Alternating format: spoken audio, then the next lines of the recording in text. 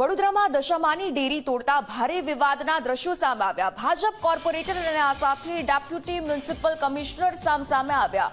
ઠેકરનાથ દશામાં મંદિર સામેની આ ડેરી તોડવામાં આવી અને જેના કારણે સ્થાનિકોમાં રોષની લાગણી પ્રવર્તી ગઈ। કોર્પોરેટરે જાહેરમાં અધિકારીઓ સામે ઉગ્ર વિરોધ પણ નોંધાવ્યો। ડેપ્યુટી મ્યુનિસિપલ કમિશનર સામે કેટલાક લોકોએ હિન્દુ વિરોધી હોવાનો આક્ષેપ કર્યો છે। મામલો ગરમાયો અને ત્યારે પોલીસનો કાફલો ઘટના સ્થળ પર તુરત જ આવી પહોંચ્યો। એમને આ ઊંઘની નહીં ખબર નહીં કે લોકોએ પૈસાથી વેચી ખાધી હોય। રોજ નીકળે તો અને કઈ બોલાતું નહીં સાહેબ થી કશું કમ્પ્લેન પણ બધા પર કરો ને એક્શન એવું કઈ ના થતું તો રાજીનામું આપી દો તો બીજા કોઈ કામ કરે। 35 લાખ 75 લાખ રૂપિયા પેલા મંદિર ના લીધા તો પાછું મંદિર બન્યું કઈ દેખાતું નહીં। બધા પર રોડની વચ્ચે રોડની વચ્ચે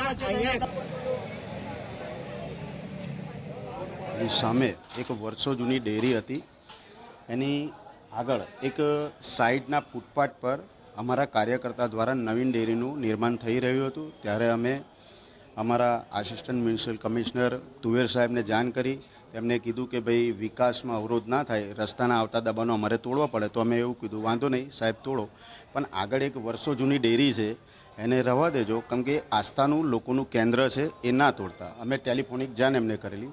ત્યારબાદ એ પહેલી ડેરી તોડીને ત્યાં પહોંચ્યા, અમારા કાર્યકર્તાઓને ફોન આવ્યા, અમે એમને ટેલિફોનિક જાણ કરી। તેમ છતાં પણ આજે વર્ષો જૂની ડેરી એમના દ્વારા તોડવામાં આવી, એ ખૂબ જ દુઃખની વાત છે।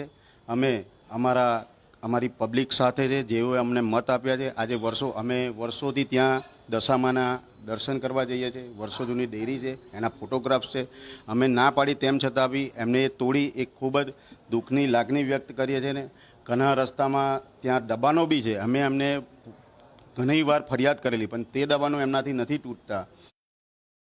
વડોદરા મહાનગરપાલિકાના પૂર્વ ઝોનના વોર્ડ નંબર 5ના ઠેકરના સ્મશાનની કમ્પાઉન્ડ વોલની બહાર ફૂટપાથ પર એક નવું બાંધકામ થઈ રહેલું ધ્યાન પર આવતા અમે તપાસ કરી અને ત્યાં પૂછતા જણાવ્યું કે અમે કંઈક મંદિરનું બાંધકામ થઈ રહ્યું છે એવું જણાવતા અમે દબાણ શાખાની ટીમ, વોર્ડ શાખાની ટીમ અને પોલીસ બંદોબસ્ત રાખીને એ બંદોબસ્ત રાખીને તાત્કાલિક દબાણ દૂર કરવામાં આવેલા છે। એ ઉપરાંત એની બાજુમાં જ બીજું પણ એક ઠેકરના સ્મશાનના ગેટ પાસે બીજું ડિવાઈડરને અડીને એક બાંધકામ થઈ રહેલું ધ્યાન પર આવેલ 1-2 ફૂટ જેટલી દિવાલ બનાવેલી હતી, એ દિવાલ પણ તાત્કાલિક અસરથી દબાણ દૂર કરવામાં આવેલા છે। કેટલાક લોકોને એવું જણાવવાનું હતું કે ત્યાં ડિવાઈડર પર પહેલાં કંઈક નાની ડેરી હતી એવું એમની રજૂઆત હતી, પણ અમારા કોઈ ધ્યાન પર નથી। પણ આ બંને બાંધકામ બિલકુલ તમને ફોટોગ્રાફીમાં પણ જોવા મળશે, વિડીયો પણ જોવા મળશે કે આ બાંધકામ તદ્દન નવા હતા અને બાંધકામ થઈ રહેલું ધ્યાન પર રાખતા નામદાર સુપ્રીમ કોર્ટની ગાઈડલાઈન મુજબ તાત્કાલિક અસરથી દૂર કરવામાં આવેલા છે।